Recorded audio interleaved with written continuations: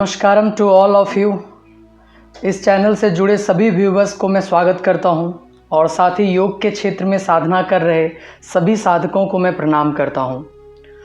दोस्तों, जग्गी वासुदेव यानी कि सद्गुरु को आप सभी जानते ही होंगे। क्या आप जानते हैं कि उन्हें आत्मज्ञान कैसे मिला? उनकी कहानी क्या है? वो कौन सी घटना थी जिसने उन्हें सद्गुरु बना दिया? तो आइए सद्गुरु के जीवन से जुड़ी जानते हैं कुछ अहम बातें। बस आखिर तक बने रहें हमारे साथ।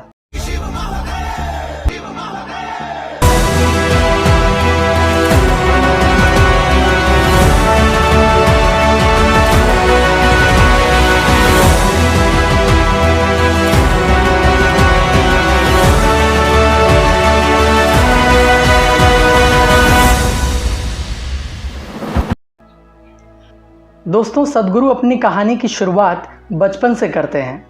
वो बताते हैं कि बचपन में उन्हें एक बात का एहसास हो गया था, वो ये कि वो बिल्कुल पूरी तरह अज्ञानी हैं और उन्हें ऐसा लगता था कि उनके आसपास हर किसी को लगभग हर चीज़ पता थी। तो क्योंकि उन्हें कुछ भी पता नहीं था, इसलिए उन्हें हर चीज़ पर बहुत ज़्यादा ध्यान देना पड़ता था, क्योंकि ऐसा लगता था कि दूसरों को सब कुछ पता था और वो किसी भी चीज़ पर ध्यान दिए बिना खुशी से अपना जीवन बिता सकते थे। दोस्तों, सद्गुरु आगे बताते हैं कि उनकी ध्यान देने की क्षमता ऐसी हो गई थी कि अगर वो एक पत्ती को भी देखे तो वो वहाँ बैठकर उसे घंटों घंटों तक देख सकते थे। तो ये ध्यान सद्गुरु और उनके आसपास के हर चीज़ के बीच एक अलग तरह की भागीदारी और संवाद लेकर आ गया, चाहे वो जीवित हो या निर्जीव। फिर अचानक सद्गुरु ने देखा, उनको एहसास हुआ कि उन लोगों को भी कुछ नहीं पता था। बस इतना था कि उन लोगों की अपनी अपनी धारणाएं और विश्वास थे जिनसे वो खुश थे। ये या तो उनके खुद के थे या किसी और के द्वारा सौंपे गए थे। और वो ना केवल ये जानते थे कि यहाँ क्या है, बल्कि वो दूसरी दुनियाओं के बारे में भी जानते थे। भगवान, स्वर्ग और हर चीज़ के बारे में जानते थे। पर यहाँ सद्गुरु ये समझने के लिए जूझ रहे थे कि ये सब क्या है। तो ये सब सद्गुरु को इतना दिलचस्प लगा कि वो खुद को मैसूर के एक मुख्य मंदिर के बाहर ले जाने लगे, क्योंकि सद्गुरु वाकई में देखना चाहते थे कि भगवान से मिलने के बाद, भगवान से बातचीत करने के बाद लोग कैसे हो जाते हैं। तो सद्गुरु वहाँ खड़ा होकर मंदिर से बाहर निकलने वाले हर चेहरे को गौर से देखने लगे और फिर उन्होंने देखा कि रेस्टोरेंट से बाहर निकलने वाले लोगों के चेहरे पर मंदिर से बाहर निकलने वाले लोगों के चेहरों से ज़्यादा खुशी होती थी। ये बात सद्गुरु को कुछ समझ में नहीं आती थी और इसलिए वो धीरे धीरे अपने आसपास की हर चीज़ और हर इंसान को लेकर और ज़्यादा शक्की होते चले गए। फिर चाहे वो सामाजिक संरचनाएं हो या राजनीतिक व्यवस्थाएं या फिर धार्मिक विश्वासों, और यहाँ तक कि वो वैज्ञानिक सिद्धांतों पर भी शक करने लगे थे, क्योंकि उनमें से कोई भी उनके जीवन के अनुभव से मेल नहीं खाता था। और एक दिन वो चामुंडी हिल की तरफ चल दिए, जो कि मैसूर में एक फेमस धार्मिक स्थल है, और वहाँ जाकर वो एक चट्टान पर बैठ गए। सद्गुरु बताते हैं कि वो अपने जीवन में उस पल तक हमेशा यही सोचते थे कि ये मैं हूँ और वो कोई और है, पर पहली बार उन्हें ये पता नहीं चल पा रहा था कि कौन सा वाला मैं हूँ और कौन सा वाला नहीं। अचानक जो वो थे वो हर जगह फैला हुआ था। वो जिस चट्टान पर बैठे थे, जिस हवा में वो सांस ले रहे थे, उनके चारों ओर का माहौल, हर चीज़ में एक विस्फोट हो गया था। दोस्तों, ये सुनने में थोड़ा पागलपन जैसा लगता है, पर उनको लगा कि ये सब 10-15 मिनट तक चला होगा। पर जब वो अपनी सामान्य चेतना में वापस आए तो वो वहाँ 4.5 घंटे से वहीं बैठे हुए थे, पूरे होश में, आंखें खुली हुई। पर उनके अनुभव में समय बिल्कुल पलट गया। बड़े होने के बाद पहली बार उनके जीवन में उनकी आंखों से आंसू बह रहे थे। सद्गुरु बताते हैं कि वो हमेशा बिल्कुल शांत और खुश रहे हैं, पर यहाँ वो अलग ही तरह के परमानंद में डूबे हुए थे। उनके शरीर की एक एक कोशिका परमानंद में फूट रही थी।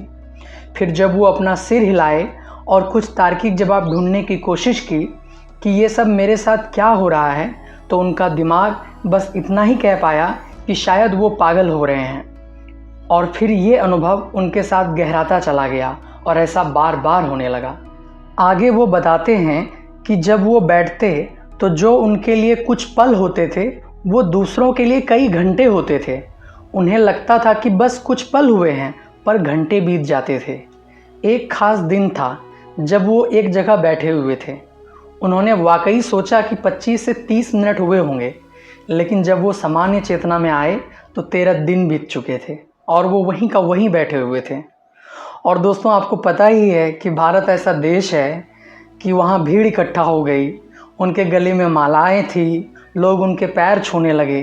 कोई जानना चाहता था कि उनके बिज़नेस का क्या होगा, कोई जानना चाहता था कि उनकी बेटी की शादी कब होगी। वो सारी चीज़ें जिनसे उन्हें नफ़रत थी वो उनके आसपास हो रही थी। और फिर उन्होंने अपने आसपास की भीड़ से बचने के लिए दूसरी जगह जाना पड़ा। सद्गुरु आगे बताते हुए कहते हैं कि जैसे जैसे ये अनुभव उनके अंदर गहराता गया, एक चीज़ उनके साथ हुई कि हर वो चीज़ जो वो मानते थे कि मैं हूँ, अचानक वो मैं नहीं था। ये हमेशा से मैं था, पर अचानक उन्होंने पाया कि ये भोजन का एक ढेर है जिसे मैंने खाया है, जिसे मैंने इकट्ठा किया है। वो मेरा हो सकता है, पर कभी मैं नहीं हो सकता।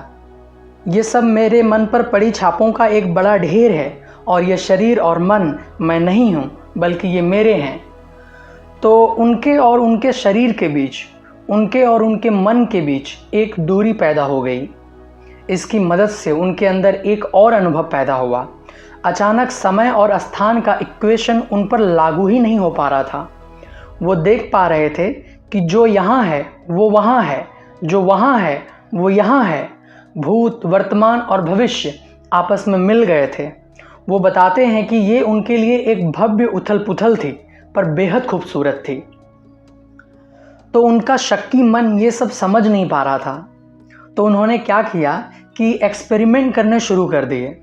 और एक बात थी जो सद्गुरु समझ गए थे कि ये ब्रह्मांड मानव पर केंद्रित नहीं है और इंसान अपना अनुभव खुद बनाते हैं। ज़्यादातर लोग ये समझते हैं कि उनका अनुभव उन परिस्थितियों से तय होता है जिनमें वो रह रहे हैं, पर इंसान का अनुभव 100% वो अपने अंदर खुद ही बनाते हैं। और ये एहसास होने के बाद कि अगर सभी अनुभव हमारे अंदर से आते हैं, अगर सभी के अनुभव का जड़ सबके अंदर है, अगर इंसान के अनुभव का स्थान इंसान के ही अंदर है जो कि है, तो इंसान जीवन का कैसा अनुभव पाना चाहेगा। सद्गुरु कहते हैं कि मुझे यकीन है कि इंसान यही चाहेगा कि ये उनके लिए सुखद हो, चाहे वो जो भी कर रहे हो। आप अपने पड़ोसी के लिए क्या चाहते हैं इस पर बहस हो सकती है, लेकिन आप अपने लिए यही चाहेंगे कि ये सुखद हो। तो जैसे ही सद्गुरु को ये एहसास हुआ कि उनके अनुभव की जड़ें उनके ही अंदर है, तो वो चीज़ों को घूरने की बजाय आंखें बंद करके बैठने लगे। दोस्तों, सद्गुरु इस ह्यूमन सिस्टम से इतना प्रभावित हुए कि वो अपनी आंखें खोलना ही नहीं चाहते थे। कई कई दिनों तक वो आंखें बंद करके वो इसके हर चीज़ को देखना चाहते थे।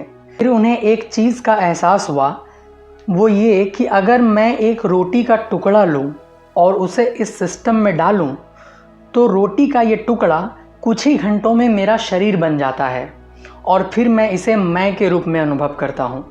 यह अद्भुत प्रक्रिया जैसे जैसे वो इसके प्रति ज़्यादा से ज़्यादा जागरूक होते चले गए, फिर उन्होंने देखा कि सृष्टि का स्रोत, इस शरीर को बनाने वाला, इसका निर्माण करता इसके अंदर ही है।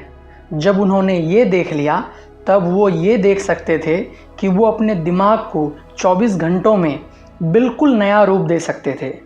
वो खुद को सामाजिक परवरिश, पारिवारिक परिस्थितियों, यहाँ तक कि अपने अंदर के जेनेटिक गुणों के भी परे ले जा सकते थे। वो देख पा रहे थे कि वो अपने अंदर हर चीज़ को बदल सकते हैं और 24 घंटे में वो एक बिल्कुल नया व्यक्ति बन सकते हैं। अगले 24 घंटे में वो फिर से एक नया व्यक्ति बन सकते हैं। सद्गुरु बताते हैं कि एक दिन की बात है जब सद्गुरु अपने फील्ड हॉकी के खेल में अपने बाएं टखने फ्रैक्चर कर लिए और वो एक जगह जाकर बैठ गए। उन्हें बहुत ज़्यादा दर्द भी हो रहा था और तब तक वो दम्मे का पुराना रोगी भी बन चुके थे। तभी उन्हें अस्थमा का बहुत गंभीर दौरा पड़ा। वो दर्द और साथ में सांस ना ले पाने में उन्हें बहुत परेशानी हो रही थी।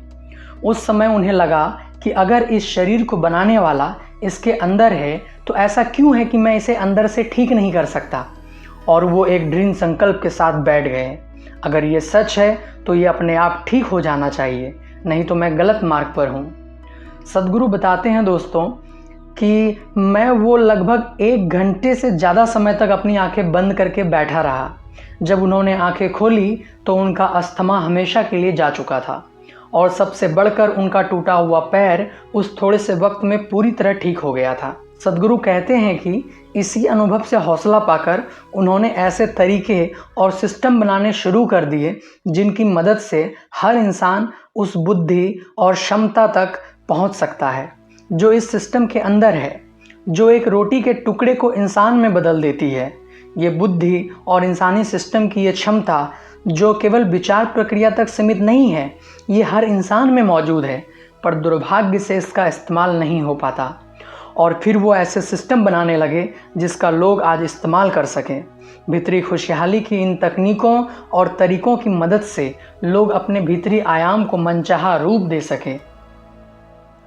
सद्गुरु आगे बताते हुए कहते हैं कि जब वो इस प्रक्रिया से गुजरे तो उन्होंने देखा कि वो कौन सी चीज़ है जो यह तय करती है कि क्या मैं हूँ और क्या मैं नहीं हूँ। मैं रोटी का एक टुकड़ा लेकर उसे खुद में बदलने में सक्षम हूँ। अगर मैं शरीर को देखता हूँ तो ये मुझे बस इस धरती का उधार लिया हुआ एक टुकड़ा लगता है, पर ये और वो अलग क्यों है। तब उन्होंने देखा कि सिर्फ अनुभूतियों और सेंसेशन की दायरे से ये तय होता है कि क्या मैं हूँ और क्या मैं नहीं हूँ। यहाँ सेंसेशन है तो ये मैं हूँ, और वहाँ सेंसेशन नहीं है तो वो मैं नहीं हूँ। जब उन्होंने ये देखा, उन्होंने अपने अंदर सेंसेशन के दायरे को बहुत करीब से देखा। सद्गुरु बताते हुए कहते हैं कि सेंसेशन के दायरे को खींचा और बढ़ाया जा सकता है। अगर आप हॉल में बैठे हो तो अगर आप अपने सेंसेशन के दायरे को खींच कर बढ़ा दें तो जो कुछ भी आपके सेंसेशन के दायरे में आएगा उसे आप हमेशा मैं के रूप में अनुभव करेंगे।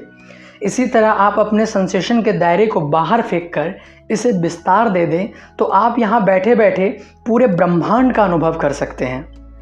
तो दोस्तों, आगे बताते हुए सद्गुरु कहते हैं कि यही मेरा जीवन, मेरा काम, मेरा प्रयास बन गया, ऐसे तरीके विकसित करना जिनसे लोग इस समावेश का अनुभव कर सके। तो दोस्तों, ये थी सद्गुरु की पूरी कहानी जिसने जग्गी वासुदेव को सद्गुरु बना दिया। और आज हम सभी लोग जानते हैं कि वो जो भी बातें कहते हैं वो हमारे दिल को छू लेता है। तो कैसी लगी आपको ये वीडियो ज़रूर बताइएगा और अपनी राय कमेंट बॉक्स में ज़रूर बताइएगा। थैंक यू, धन्यवाद आप सभी को।